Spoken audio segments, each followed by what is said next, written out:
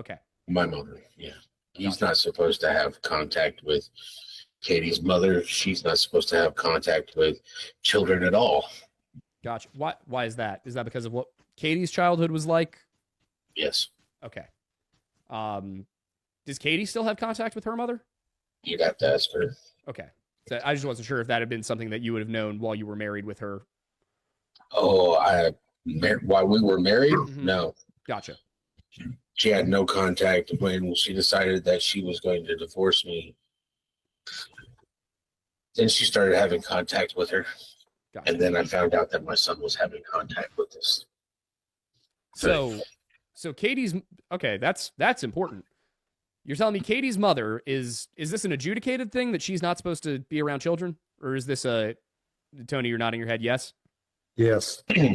State mandated. State mandated. And yet Katie was allowing her mother, who has a directive from the state not to be around children or contact children. Katie was allowing them to communicate. Let me clarify that, Aiden. What was happening is Katie's mother's... Be right back. Sure. Okay. Katie's mother's mother, which would be Katie's grandmother, which would be Sebastian's great-grandmother, lived kind of in the same property. They had different structures, but it was all part of the same property there in Virginia. And we know this because we've seen the property, we've been there. What would happen is Sebastian, if you remember Katie talking about Sebastian FaceTiming his family members about his pancakes that morning. Do you remember that? Yes. What would happen is he would FaceTime his great grandmother, who he could legally have contact with, and she would take the phone over and allow her daughter, which was Sebastian's grandmother, to talk to him on FaceTime, so that there was no digital trail of her talking to Sebastian. That's premeditated. Oh, well, of course. And we found out that was going on from one of the family members. Do the police know about this? Oh yeah. Okay. So they're aware. We've given them the information. We had several family members come forward and tell us that, cousins, etc., tell us that that the great grandmother would take the FaceTime phone over to her daughter, and the grandmother would have, lengthy conversations with Sebastian. So the morning before Sebastian disappeared, I guess, I am understanding that the 25th of February, 2024, Sebastian's day started with him coming downstairs, his mom making breakfast, which based on her statements was not something she commonly did, making pancakes, in fact, then having him call the grandmother he wasn't supposed to have contact with to brag, whatever that means. They then spent all day doing a bunch of Sebastian's favorite things, and then Sebastian disappears. Correct. And I'm not saying that I'm using her making the comment that he loved to FaceTime his family members, and he FaceTimed family members that morning. We don't know whether he FaceTimed her morning or not, just to be clear. All right. But we know that on a regular basis, he would FaceTime the great grandmother.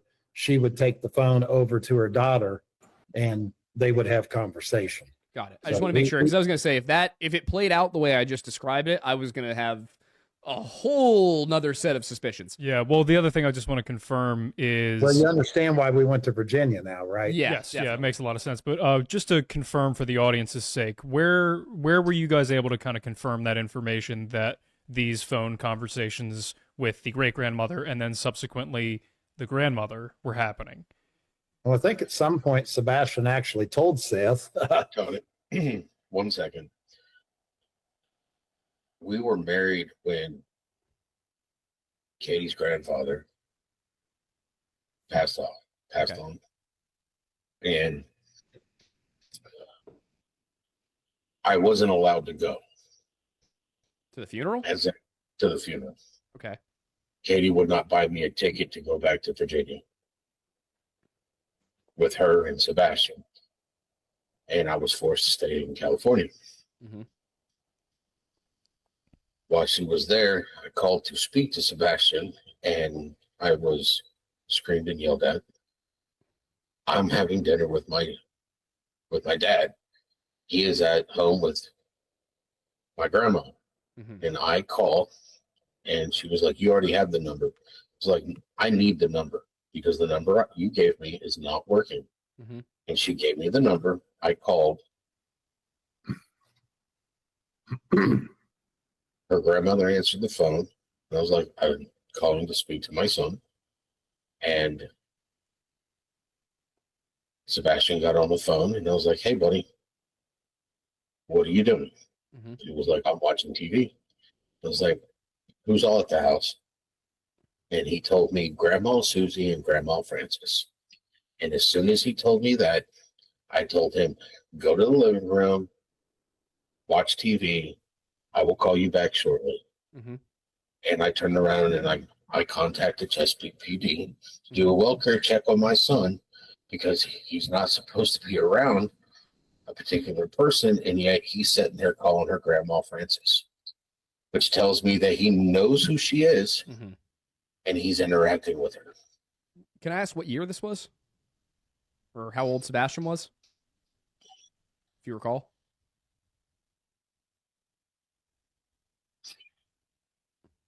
I guess was this closer to the divorce or closer to the marriage? This was closer to the divorce. So like mid 2010s probably.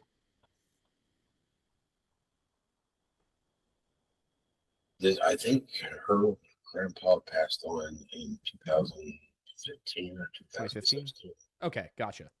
So very close to the divorce in that case. Yep. Yeah, she had already filed. She had already filed at that point? She had already told me she wanted a divorce. I don't believe she had filed, but that was the last straw for her. Gotcha.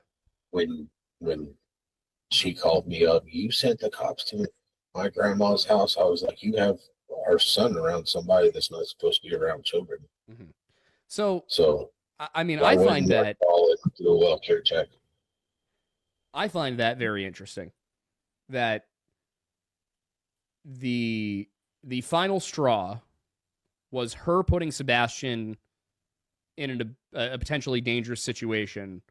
For her, for her, it was the final straw. That's what I'm saying. Is that like for I called her, the it was police the final... because you're putting him in a situation he should never have been in. Yeah, and it seems to be something that has continually happened until my son is now missing. Mm-hmm. I'm sorry, Seth. I'm sorry. I don't mean to. I don't mean to cause any pain. I'm trying to understand what happened. It's not your fault.